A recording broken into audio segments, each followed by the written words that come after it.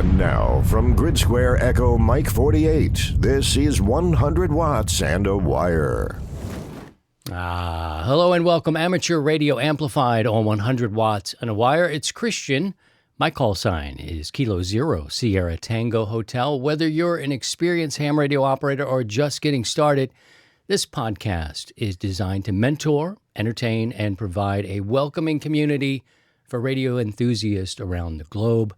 We cover news, topics, and information from the world of amateur radio, and you're listening to episode number 389, Ham Radio Microphone Options, How to Improve Voice Operations. And you can tune into the live recording every Sunday at 6 o'clock Central Time or catch up on the podcast by subscribing wherever you listen to podcasts. We welcome your questions and comments via social media and the live chat. And everybody's here and excited. I wish I had written a better song for this one. Steve, W7UDI is here. Scotty, KC3BXN. How's it going, fellas? Oh, it's going. It's just been a great week so far. Yeah, good time. Sounds good time. Little facetious. He sounds a little facetious. We were talking in the pre-show a little bit about how we're all getting kicked in the ding-ding, and we're only big time. I mean, we're only so deep into this, so to speak. But we're already at February, and I think we all are feeling like, where did this all come from? Where did this train come from? Was it the L line there, Scotty, that just ran us over or something like that? We're going to have to talk to the conductor. Choo-choo! We get railroaded here. Scotty is the conductor. All right, guys, I know we have a lot of excitement. If you have a question, put a Q in front of it and drop it in our chat. Everybody's welcome to join us when we do this. Our friends from TikTok and Facebook and YouTube and Discord. And a lot going on. We're going to talk about Winter Field Day today. Several of our friends got out there and they were doing it. We've got some photographs to share tonight. Maybe next week we'll do a recap, find out what worked for the people. I always love to do sort of a debrief and talk about what worked, what didn't work. I was a guy early on who took everything and the kitchen sink because you never know when you needed to wash your hands. And then every time out, whether it was a field day or a winter field day, just sort of less and less and less. It's tough for guys like us, right? I think it's because we're into redundancy. I believe in redundancy in my job. I'm positive you guys would too. Scotty's probably, if you got one XLR cable, you don't have, you have one microphone. That's not enough. So carrying that over into these sort of portable operations, redundancy became thing you had to kind of really think about. How much you can carry, what can you leave behind? And maybe next week we'll dig into that just a little bit. What you think about that, Steve? Oh, yeah. Well, there's always the what if we're going to do this, let's set up this and set up that. And then afterwards, it's like, it's too freaking cold out there. Let's just put up the bare minimums and get back into the warmth of whatever we're in, whether it's a trailer, a house, a tent, whatever. It's just let's get by and get it done. Yeah. Scotty, what do you think about that, going portable? I know we don't need to talk about our situations quite yet, but in terms of what I was talking about with taking all that you can't leave behind. Right. My problem I ran into is that I took everything in the kitchen sink, and then slowly I pull it out to use it in the shack at home, and then I go to, I got that in the kit, and then I go to use it. I'm like, oh, darn, it's not here. It's at the house. Shoot. Yeah, I always took too much, and I had the luxury of having a truck that I could pack to the gills, and I did it quite a bit, and I'd still find something that I was missing. It'd be the smallest dumb thing, but we'll get into some portable talk. I think that's pretty cool. It's a good conversation and how to modify and how to edit. But it's hard for guys like us who are so into redundancy. And Steve, with your professional job, there's no way when you were climbing towers, you would go off hours onto the road. You're going off road, way deep into the cut. You have to prepare. So was it harder for you as from your profession to any portable kind of thinking? Yeah, on the professional side, it was carrying more crap and stuff and parts in our trucks than we really need. But every now and then, there was always that one off that, oh crud, I need that part. Oh, I do have it. It's buried in the truck, and then spend the next half an hour trying to find where I buried that device. So, but climbing towers, it's like thinking about, okay, what do I need? Go up the tower. What am I going to carry? Because everything you put in your ditty bag or in your bucket is just more weight. And it was like, okay. So yeah, there was stuff that it was, for tools and things. It was like, okay, this will be dual purpose. And do I really need that ratchet wrench, or will they just a crescent wrench work?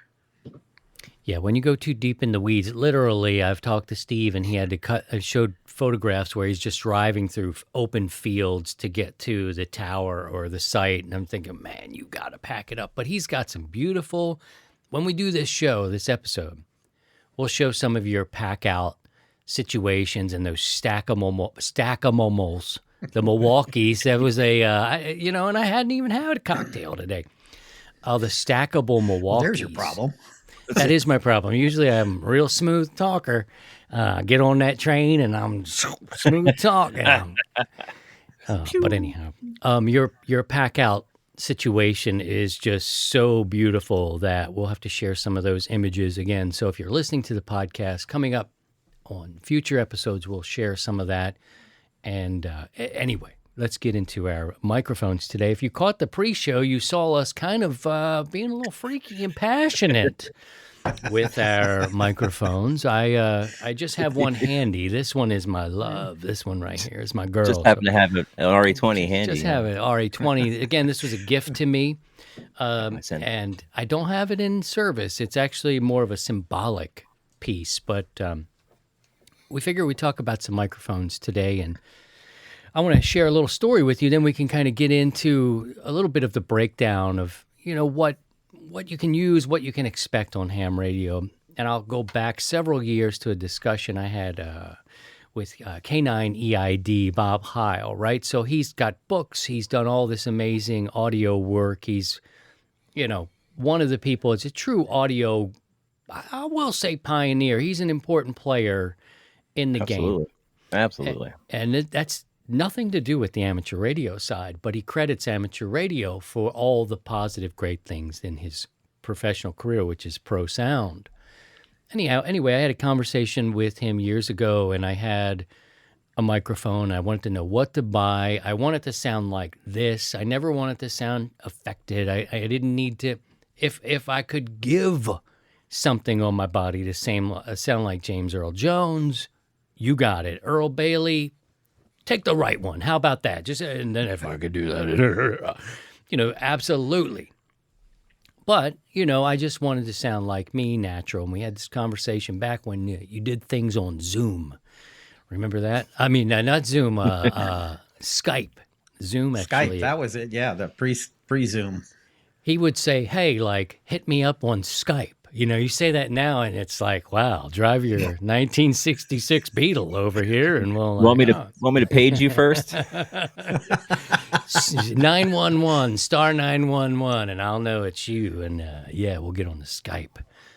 But I remember talking to him and not really understanding the kind of, and the fellows will pick me up here when I say something wrong here, but I was talking to him, and he was essentially saying, look, you're trying to take this much audio and press it into this much space. So generally, you're not going to get the full fidelity that you're expecting, say, that you would get on the broadcast side, because you're only dealing with so much.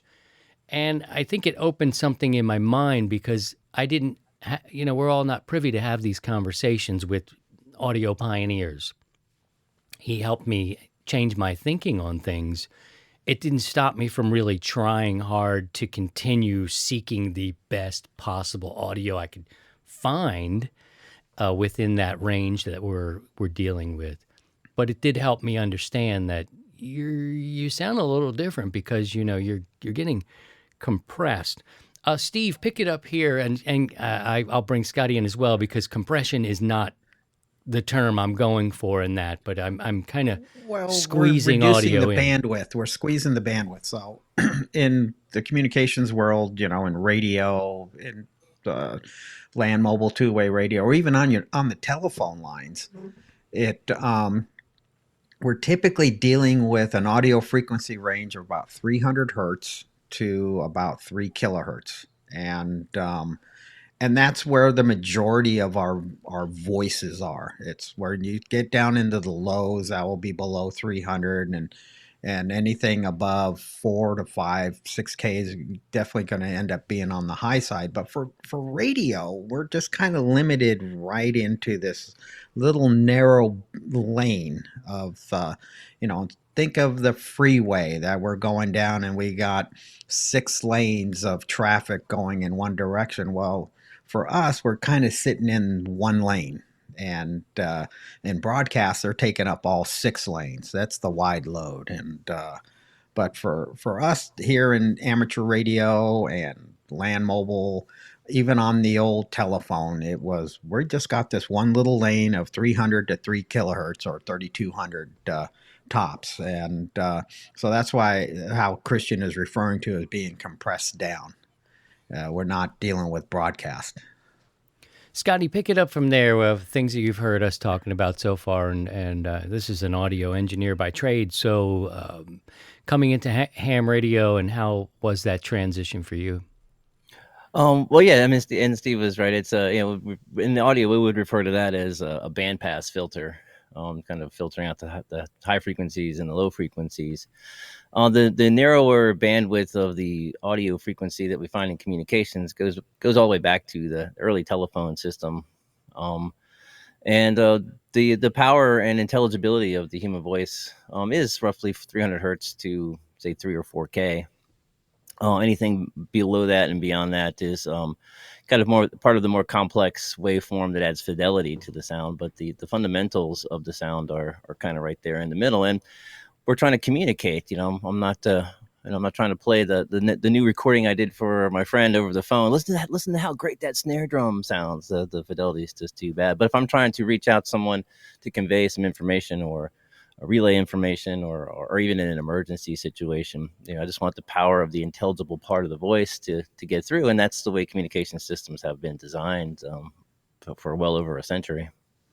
Let's talk about the kind of microphones, because all of that said, it isn't to say you can't use a normal microphone like a dynamic microphone like this one, although this would be an expensive option for you, and I don't recommend it, especially starting out for new amateur radio operators. It takes some love. And even Mr. Heil's PR40, his PR30s, and maybe others, they need some gain settings. They need to be brought up in a way, and it takes some training and some skill and maybe even some mentoring to do that. And we're happy to have those conversations with you as we go as well. But that's what I've noticed. This mic right here needs some gain. You need to take care of that. And if you get a little crazy and start pushing too much compression, there you go. But let's talk about the kinds of microphones. I mentioned the dynamic.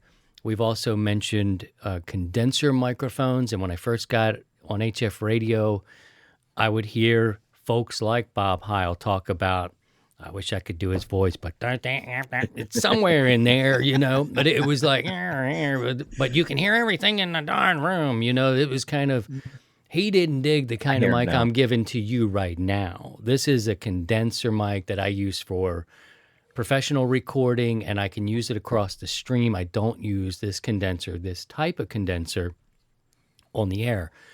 Bob hated this, and I hate to call his name up so much, but these are conversations that are for real that he had and feelings he has about this kind of mic on ham radio. Scotty, there's a different kind of condenser mic. Can you talk about the difference between the condenser mics that you may get on a stock radio, like the 7300 and something like this? Sure. Condenser microphones, they're capacitors. You have two plates that a static charge builds up between the two of them. A common type of condenser mic is known as an electret microphone, and they're very popular. They're very inexpensive. And what an electret is, it is a condenser microphone. But instead of having to apply voltage to the capacitor plates, the diaphragms of the microphone, like you would have to in a traditional sort of high fidelity studio grade condenser mic, the electret material, the diaphragm, is actually made of a material that actually has a static charge built into it. There's several materials. I think something like PTFE plastic, I think, is the most common material used these days for electric elements. And so these have a small electrical charge just kind of baked into the material. And so they don't really need to be polarized. And these are the type of, or externally polarized, like a traditional condenser. And these are what you're going to find in like the the handheld mic of my Yaesu, or the ICOM. This is going to be the more common condenser type you'll see in the studio. Now they do require a little bit of a preamp to amplify the signal, maybe shape the tone a little bit. And so like the 8 volts or the 5 volts that you'll get out of the mic jack on your radio that's for the microphone, isn't to kind of charge up the mic as a traditional condenser mic. It's to power the small preamp that's needed to get the audio gain up from the electric element. And so that's going to be the most common type of condenser you'll find in rigs. I couldn't believe it, Steve. I got the 7300, and they'll come right out of the box sounding amazing, guys. Sometimes I think you can get yourself in trouble when you go, I think I need to replace that microphone right away, and I think in the past, Steve can speak to this a little bit more than I can. Some of the stock mics that came with radios back in the day probably needed to be still upgraded. do today. Yeah. Well, the 7300, the reason I bring that up is because I remember setting it up and thinking and hearing, that sounds really good. And I remember turning it over. If you turn over your 7300's microphone on the ICOM, it'll say condenser on it. And I'm like, get out of here, man. What? No. Bob would never let this happen. How is this happening? And it's like 3 little dashes, like you can get audio. And I'm like, how is this a condenser? But I think Scotty just gave us a good lesson on how that condenser it's an electret that's in there, yeah. That's different. Steve, talk about some of the mics, maybe some of the ones that came with radios in the day, how they are today, and your comfort level with the Yaesus. They're awful. And the Yaesu stock mics are just good enough. And they'll work. They're just, for me, I don't particularly care for them. But the handheld mic that the ICOM has for the 7300 is incredible.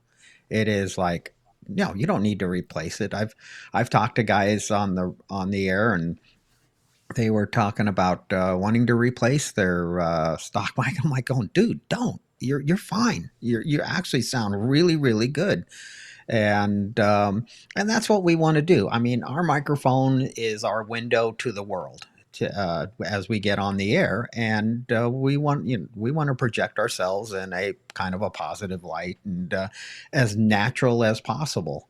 And some microphones just kind of tweak things a little bit. And Bob's mics were in the early days like these old HM10s with their elements. They've had a peak in the 2K range and 2200 hertz or 2400 hertz. And some of the elements kind of had that natural peak. That was what Christian was talking about earlier, was that you kind of have to do a little tweaking to kind of bring up the, as Bob would call it, the articulation. And one of the things that Bob was a real big fan of was the Fletcher-Munson curve about how our ear operates. And so we kind of have this peak in our hearing at around 2K. Well, when you tailor a microphone to that, now you're bringing up what's the articulation, and now the speech getting through there. But you suffer on the low ends or the high ends, and so there's those tweaks, and that was done. but the stock microphones, they sucked. I just think it's But great that the Fletcher Munson equal loudness contour comes up on a ham radio podcast. That's awesome. Gotta love that. Exactly, yeah. Gotta love that. And We'll that's- take. Go ahead.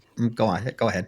Oh, I was going to say we're going to take a little break here in a second, but if you have a question about microphones, what you should do, things to think about, drop a Q in front of it in the chat here. You could always, if you're listening to this on the train or on a plane or wherever you may be going, Or choo-choo automobile. or automobile. Don't throw mama from the train. But you could always send an email or whatever you like to. Who's sending that over here? I don't know. I just heard somebody. That's in my mind. Scotty's got a scanner on, I think. No. It's coming in. No. He says no. But if you have an audio question. Okay. Let's take a look at this week in radio history. January 25th, 1964, USA launches its second communication satellite, the Echo 2. We'll give away a Nanu Plus if you can name the first communication satellite. The second was called Echo 2. Okay, on February 1st, 1942, Voice of America is established, and that's a place where I need to get to. I need to get there. Everybody tells me you got to get over to the Voice of America, the museum, and see the radios and do it all. And I'm like, yeah, I think you're right. February 2nd, 1982, Intel introduced the 80286 processor. That changed the world, didn't it, Steve? Oh, yeah. Oh, yeah. Don't forget the Nanu Plus. We're giving away 67 of those tonight. Because Scotty and I, we really need to unload these things here for real. I hope so. We really need to get rid of those. So tell us, what preceded the Echo 2 in satellite communications? And that's that. There are some events going on, and we have to cue up the sexy music for that. Oh, get your ticket to that. Oh, man. Love Train. Got to work, since we're talking about microphones, I got to work the proximity effect of this directional microphone. And oh, yeah. Yeah, get on in there. Get on in Your there. radio voice. Get on in there. Tickle it with your nose. We Making love have with the some events microphone. happening in the coming weekend. On Saturday, February 4th. Saturday. We have the, Saturday. we have quite a few QSO parties happening next weekend. February 4, Minnesota QSO party is going down. February 4th and 5th, the Vermont QSO party. Also on the 4th and 5th of February is the British Columbia QSO party. So our Canadian friends having it on the air get together. What's that all about? Hey.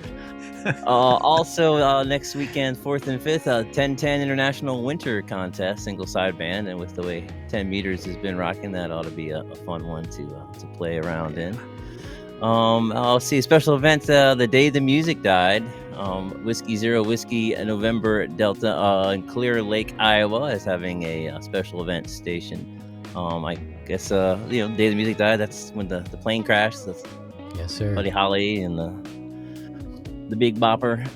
And Bouvet Island expedition, there's some updates. Team's almost there. They're expecting to reach the island on Monday evening.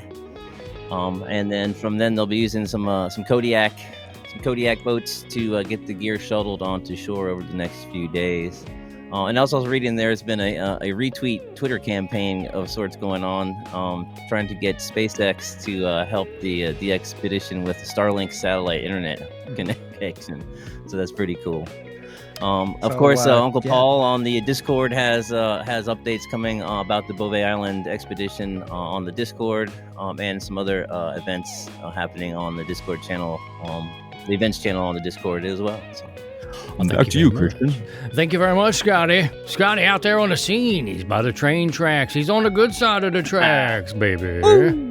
Hey, if you find value in 100 Watts in a Wire, you can support the content and the community you enjoy by visiting buymeacoffee.com/100watts. It's as easy as buying us a cup of coffee, or consider the benefits of a monthly contribution. Our dipole level is $1 an episode, Just $4 a month. That's cheaper than a real cup of coffee, y'all. Visit buymeacoffee.com/100watts today, and thank you. Thanks to our new supporters, Paul. He is very famous. He's ham famous. Paul, WD9GCO. You know him from Amateur Radio Newsline. He's got the big pants. He wears the big pants over there at Amateur Radio Newsline. Sweet. It's bulbous. That's what I hear. And W. Kirby, not to be undone by W. Kirby. Thank you. He may actually be here this evening. We appreciate you for supporting us and the content and the community that you enjoy. Thank you so much. A lot of stuff going on. We had a question from Sheena Marie. This is the 0.1% of all the ladies in amateur radio. We have one of them. So I know she's the only one today. She had a question. Is an EQ or a mixer worth it? Or is all in the microphone? Is it all in the microphone? Great question, Sheena. Thank you for asking that. And I know she's a new ham, so I want to tread lightly here because I think I remember thinking in the early days that I may not be able to afford this hobby because of all the things I had seen people who've been in the game for a long time had. And I was like, I can't get that. Well, now I got to buy this. And, I think a good microphone is worth it. Absolutely. And I think, says the audio guy, but, depending on the radio you have, like it's going to get tricky here, this conversation. I'm going to have the guys jump in here as well, because I think a good microphone is important. There are some EQ settings in these modern rigs, if you have one, that you can kind of tweak a little bit. But even my ICOM 7610, I mean, you can only add a little, you can add treble, take it away, give a little bass, take it away. It's not so sophisticated. So yes, but I know that you're new and I don't want to frighten you with the things that you can possibly do with audio here. So I'll lean into, I think a good microphone is worth it. And I'm going to send it to Steve to send his thoughts over. Well, and you're right. The microphone is the foundation. It's where we stand and where we start. And depending on the microphone, so I got two of them here. These are Heils. So this one right here with the purple band is a HM12, and it's basically a flat audio microphone. It's good from the lows all the way to 12K and above. So way outside of our lane. But it's pretty well flat when you look at a graph on it. Here, this is the HM10 with the HC5 element in it. So basically, I was telling you about that little bump at about 2 kilohertz that will accentuate your voice at that frequency, and and it basically is equalizing it. So for me, if I was using just strictly a flat microphone like this, I would probably go through an equalizer, just for the mere fact that if you want to start working DX or you want to work the Bouvet Island that's coming up, so you want to start you want to take the lows out of your voice and you want to start concentrating it more on the upper end. Sheena, you already have that just by the nature of most female voices are going to be on the higher side. And so you're going to have that punch. And if you when you start operating more on HF, or if you're listening, you will hear women and younger kids with the higher voices before the teenage boys, they drop and then their audio goes lower. They will break through the pileups. So you have that natural advantage, right? Because the 2K is accentuated. So for us dudes, if you're using a flat microphone, as we'll just call the 12, then having a mixer in there to kind of bump up the mid-range and then reduce the lows, you can tailor it a lot faster. Yes, you can do it on the radio, But like on my Yaesus, you got to start going into the menus. You got to start drilling down. And if you're, operating or something, you just reach over. If you got a mixer, just twist the knob and away you go.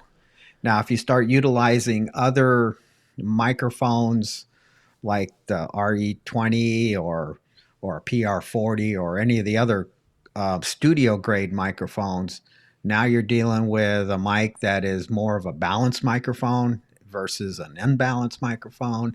And having a mixer is a nice device that will help reduce audio and interface it in there. So there's a number of things you can use the mixer for. Don't go, if you decide to go one, don't go stupid crazy and get some big 32 position mixer. A little, yeah, baby. A little 4-band, a 4-channel mixer like a Mackie or a Alesis or a Behringer will do the job, and you can get a lot out of it. But is it really needed? No. If you want to experiment with audio and kind of change things around a little bit, yes, but it's not a necessary item. The 32 position board is called the Kama Sutra board. It works very well when you're ready for that. Scotty, chime in on this one here about the first microphones. Keeping in mind, I think that we're usually one of the first stops for newer hams coming in. And I just want to preface everything that we say here is that I've been doing audio for 30 years, some form of it. Usually this side of the microphone. Scotty's an engineer. Steve's been a ham for over 40 years. So we have to get ourselves back into the mindset of starting new and what comes out of that box. And, I always default, you're doing the best you can with what you have. But yeah, the mic is important. Your audio is important too. Definitely guys like us. But we know that you're at the beginning of your journey. Scotty, any advice, any tips? Yeah, I mean, it does all start, as Steve was saying, it does start at the microphone. That is the audio lens, so to speak, that captures your voice and turns it into the electrical signal to begin with. So the biggest change in your transmit audio would probably be from the mic. And as Steve was saying, there's a bunch of mics that are available to us. High fidelity microphones like this I'm talking right now into a Shure SM7B. This microphone, I've used it in front of my Yaesu before, and it's a good sounding mic. It's a dynamic mic, but it's too broad band for single sideband radio, and I usually need to filter the bottom end out a lot and goose the upper mid range around 2-3K to get some articulation, as Dr. Heil would say, in my transmit audio. But as far as getting a mixer, microphone before the mixer is one of these sort of luxury items that you'll come across once you get into it for a while. And once you start accumulating radios, I have a small mixer in my shack now, and I'm actually planning on putting in a 32 position mixer. No, not quite that big. I am doing a mixer upgrade in my shack in the coming weeks, and I'm actually going to do a video for 100 watts on wire on that install and go over small mixer sort of basics.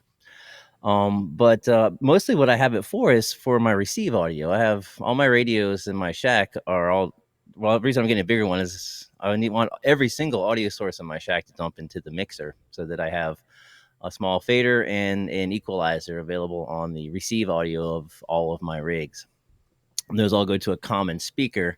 And then I can adjust the balance. I can use the panner on the mixer to move one radio to the left speaker, move another radio to the right speaker if I'm monitoring two sources at once. So these are sort of luxury items that are fun to have, but not until you've kind of been in it a while and you've collected some gear. The mixer itself is not going to do a whole lot for your transmit audio other than a little bit of EQ.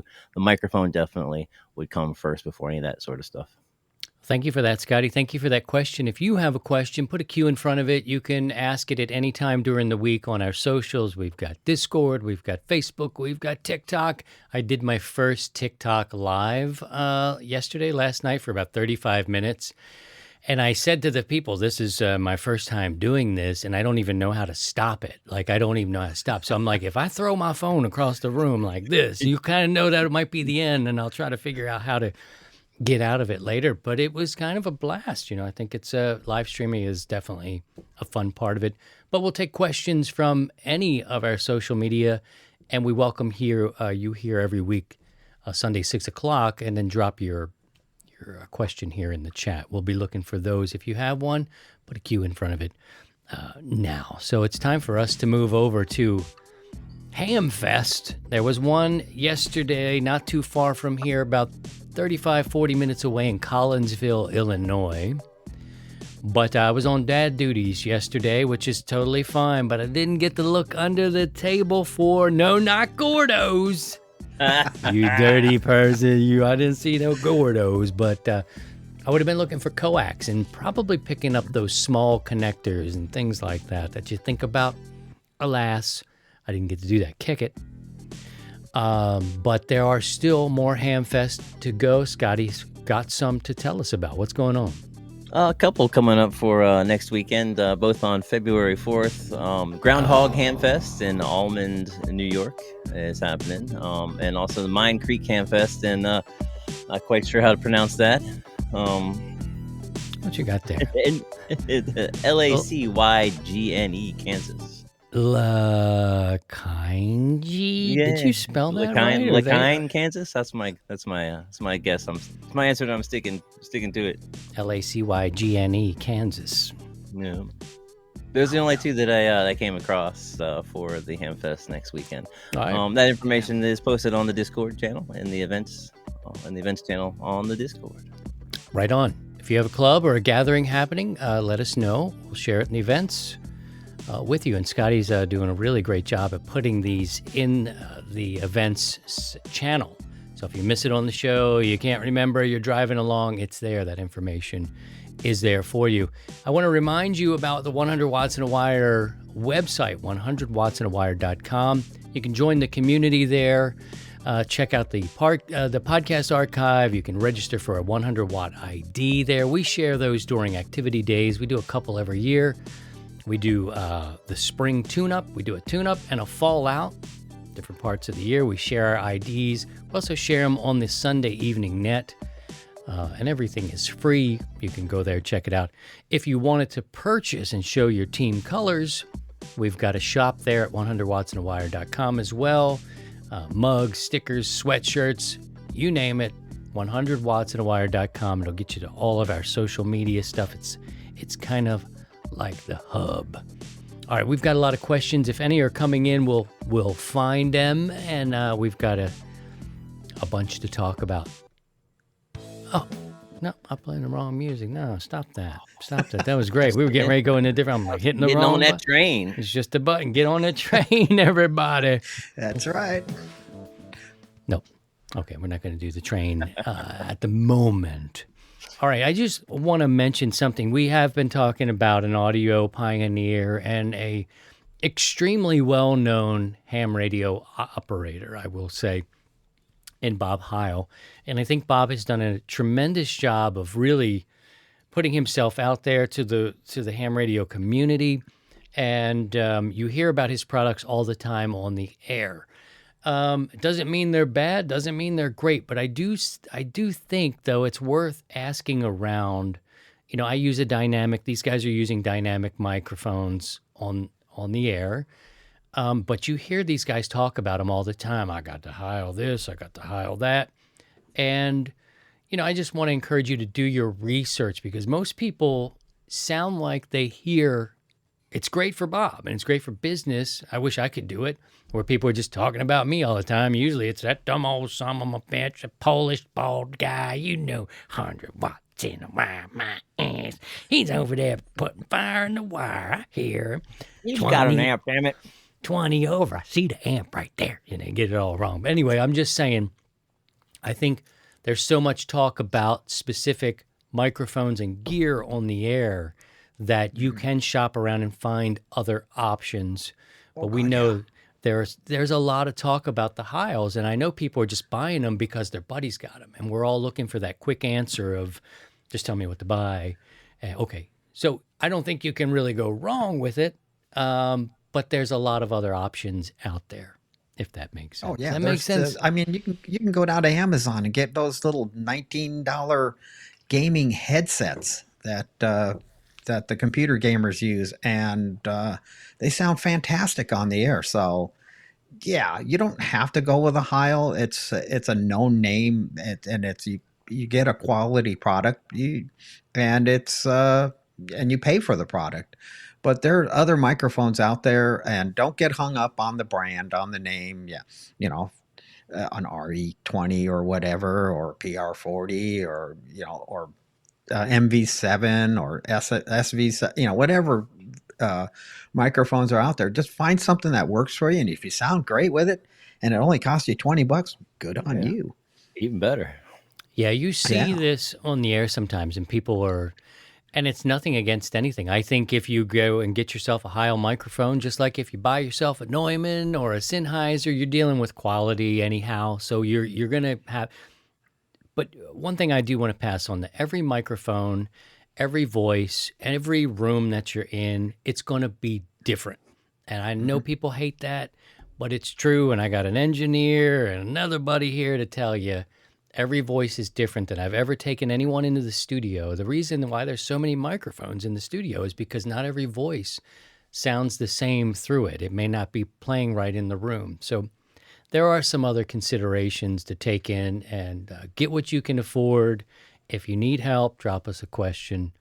Waka, waka. Speaking of questions. And understand. I mean, the biggest thing is understand the microphone types, what the elements are. Are you dealing with a condenser mic, which is just fine. It just remember you're gonna have a microphone that's super sensitive. So if you got fans in your ham shack or noisy relays, those are going to be picked up. Where a dynamic microphone is going to be, you got to give it some gain because it's not as sensitive, but it's directional, and you can utilize it in a noisier environment versus a condenser. So knowing the elements that you're using, I mean, even if you're using a ribbon microphone, it's going to have a total different characteristics than either a condenser or a dynamic, right, Scotty? Well, yeah, and actually, technically, a ribbon microphone qualifies as a dynamic microphone. It's it's electromagnetics.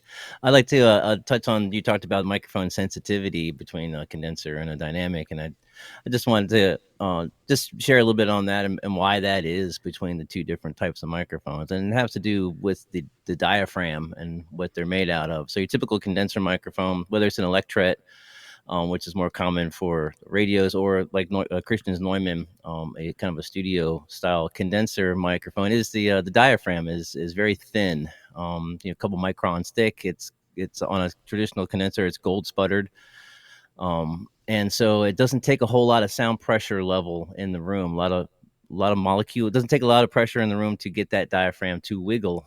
And produce an electrical voltage, where dynamic microphones are literally just like a speaker. If you've ever looked at a speaker, you have the speaker, you got the cone, and then on the back you have the magnet assembly. And that is literally exactly how a dynamic microphone works. We have a diaphragm, and literally glued to the back of a little plastic thin diaphragm is a copper tube, and that is set in a magnetic assembly in the head of the microphone.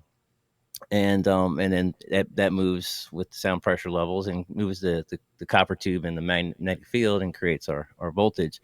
But that assembly is a lot heavier. It takes a little bit more pressure to move that doesn't require the same amount of sound pressure level to move a condenser microphone. So that's the biggest reason why condenser microphones are so much more sensitive, especially to off-axis sounds. If I have a sound approaching the microphone from the side, that the air pressure pushing against the diaphragm on the condenser is going to react to that a little bit more than that of a dynamic microphone, and so you do get better off-axis rejection on a dynamic than with a condenser microphone. So they both have their places, but a condenser microphone in a room that's real echoey, it'll suck it right into the mic, especially if you apply some compression, and it'll really suck the room in. Okay. Well, very good. Thank you. If you guys have a question, please put it in the chat here. Put a question mark in front of it, and we will pull it out for you. We are going to take some questions now, And let's see here. We'll pull those up. Okie dokie. Let's start over here with the first question of the evening. Oh, no, I lost my spot. Here we go. What is the purpose of a dummy load? Steve, over to you. Purpose Washington of a dummy State. load is to just terminate your transmitter into a perfect load, and it's but the biggest purpose of it is to not to cause interference with other users on the frequency. So instead of if you're going to tune up an amplifier or tune up a radio, you load it into a dummy load. The dummy load absorbs all the RF energy, radiates very little. So, but you're not putting a massive signal out onto the airwaves. You can do the same thing with audio amplifiers. You can have a dummy load for audio amplifiers that you don't have to. You're aligning or troubleshooting an audio amplifier. You're not blasting it into a speaker, and you just have it into a dummy load. So, yep, same concept. If you're like, here, let me give you one more example. It's like a load box for your battery. So that's another use Good for enough. it. So think of it that way. Calling in on the phone right now, we have a comment from Dr. Bob himself. Hi, Bob. Don't get off don't get off axis. Oh no, you gotta suck it. You gotta be right here. Okay. Are we still? We're still on the air. We're talking about microphones, right, Bob? Okay, great. All right. Next question. Are there nets for digital modes? Scotty, go. I run a little FT8 during the 100 watts and wire net. More of more of just like a check-in thing. There's obviously no QSO happening with FT8, but I just kind of run it as a little side digital thing during the while Steve and Paul and Don are on the air. All right, I would Steve, do imagine you know any? could do it with a keyboard to keyboard type mode. Yeah, like RTTY or even JSA call was popular during Winter Field Day over this weekend. I tried to get in on some of that, but I had an issue with the laptop I had brought with me, so I couldn't get that working. But yeah, any keyboard to keyboard mode would certainly could have a net with that. Okay, we'll take a chat question now from John. John is Victor Echo 5 Juliet Hotel November. Question, what about the Blue Yeti microphones? And the Blue Yeti, I have a couple of them here that I picked up during the pandemic, and that was for a podcast that I had been working on. I sent them out to members of the team so they would have something. This is a USB microphone that goes into your computer. So I've never used a Blue Yeti beyond maybe even this kind of work or a Zoom sort of presentation. Scotty, any thoughts on a USB style microphone and ham radio? The biggest issue would be how are you going to get the signal into the radio with USB, you have the 5 volts powering it. You're going to have an analog to digital converter built into the microphone, and it's going to be outputting a digital signal. So it's be very, very difficult to use a mic like that in a radio without a fancy interface to convert it all back to analog and get it into the radio. I would think it'd be doable. I mean, you just have to utilize the speaker output of your computer, but you could probably use some virtual mixing software or whatever. But that's a lot of effort. More of a pain than it's worth, I would think. Yeah, exactly. Okay. Well, thank you for that question, John. They are very good sounding mics for your Zoom calls, those kind of meetings, presentations, offsite, remote work kind of thing, even recording podcasts. But you just have to remember they're going directly into your side of your computer. And it sounds like it might be tricky to try to get it into your ham radio, so to speak. I would assume they're condenser microphones, or I don't think they're dynamic from what I've seen of them. Yeah, I don't think they are condenser. I think they're dynamic mics. They just have different polar patterns. Right, Scotty? Am I wrong here? I think they are. It's probably an electret of some kind since it's USB, only 5 volt. Oh, Probably like that. And you can I have see. variable polar patterns with That's why condenser we. microphones. That's why we got the conductor here. Directional microphones Yes, are not right. strictly limited to the dynamic mics. There's plenty of directional We mic have the condenser man on mics. the L train. Yeah, Yes, we we got do. the L train If I had to conductor guess, here. I would guess Choo that choo. that it's an Electret. Electret. See, he's a sexy talker too. Another question. What are some common activities in radio clubs? Great question. I'll start with this one. I think they're all different. They all have different focuses. Some of them were established just to contest. Some are more of a social gathering. Others are, they get out and do portable operations. We've heard folks call in who are now taking over the lead of their radio club and trying to get more park activations, get more of the older folks out more and doing that sort of thing. I think all clubs are different. Steve, what do you think? Yeah, exactly. The focus it depends on the club. So, like you mentioned, there's the contester clubs that's their focus of is contesting, and DX clubs with their focus on DX. There are repeater clubs that focus on the support of the repeater and all the activities that go with that. But I would say probably one of the most common that through all the clubs is going to be field day, and then with POTA being so popular is and that's just another offshoot of field day. That's just a year-round field day. But each club will kind of have its own unique style and flair to each other, and then finding your club, and that's just because you go to this one club and it doesn't really fit your needs. It's okay to shop for another club and find your people, and you'll enjoy the club life. Scotty, any thoughts on the clubs? Yeah, I do like this kind of trend of kind of younger folks kind of coming, or younger hams coming into leadership in clubs and kind of bringing some breathing a little fresh air into things. I know with my local county club, there's a big focus on digital communication, so they're doing a lot of they're practicing with WinLink and doing various things with FL Digi to communicate. And then I'm in a unique location where I have access to several counties, just a minute's drive. I have Baltimore County, Anne Arundel County, Carroll County, and I'm in Howard County, and all those clubs got cool things going on, and so I can get involved with all of that if I choose. All right, good deal. Got another question we get to. We have a couple minutes to take some from the chat, too, if you want to do something while we are still here together. Live coverage of the Sunday Evening Net will follow on the live stream. Again, as you're listening to this on your commute, please join us when you're free. If not, we will hand deliver the podcast to your device. Scotty does that, too. He jumps right on the train, choo-choo, and he's off with all of your subscriptions to the podcast. Here's another question. Are awards only given through the ARRL? No. Great question. No. That's an awesome question. CQ magazine does awards for their contests that are sponsored by them.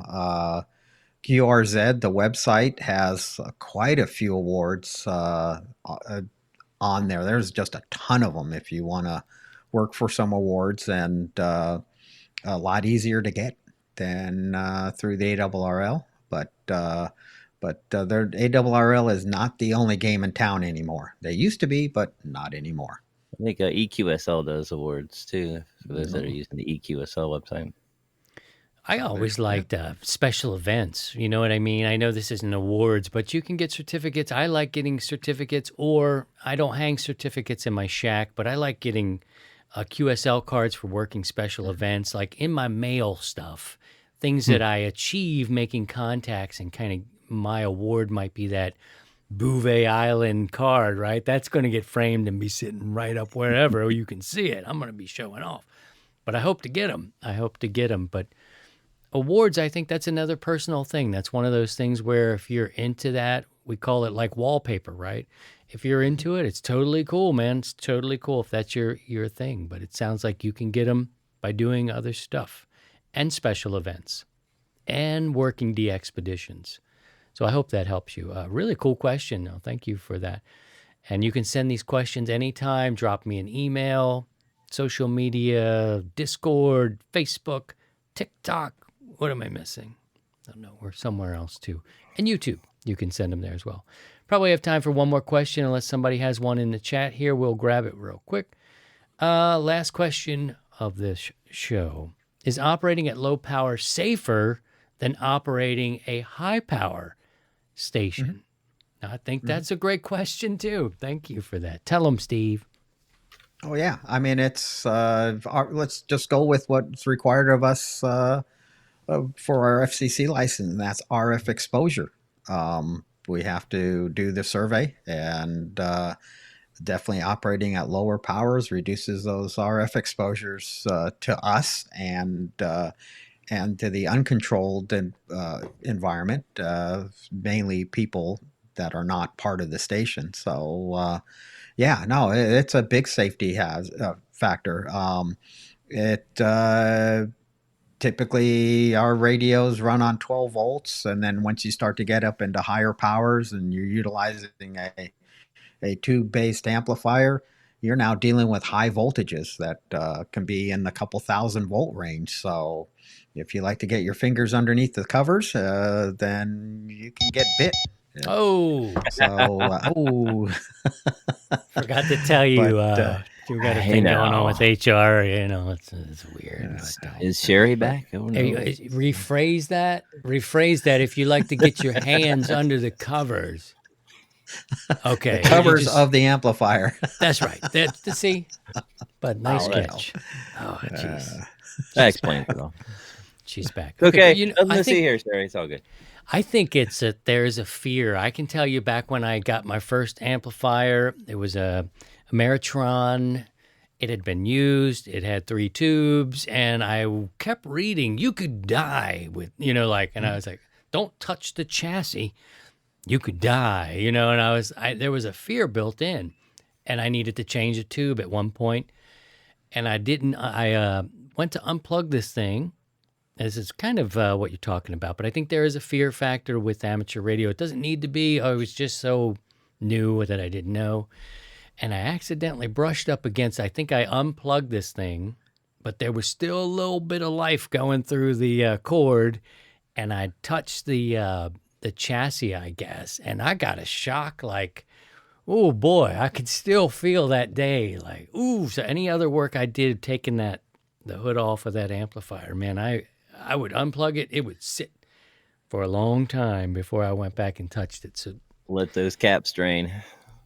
interesting, great question, but there was a little bit of, I don't know about this, man. Maybe I'm not cut out for this. And then I just learned I got to put it down, unplug it, let it run out, like Scotty says, and there you Or you go. could rig up a little, little 10K resistor and create your own little chicken cap stick. bleeder.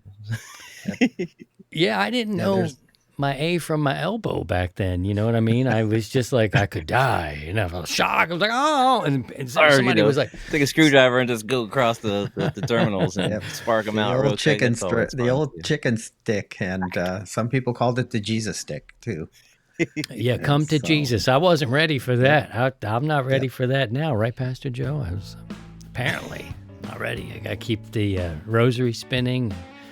Anyway, I think we had a good one. The hour goes by so fast. I have a question for you guys, and I want to know the link to this, everything in the description. It's all there, all the links, but what are you struggling with?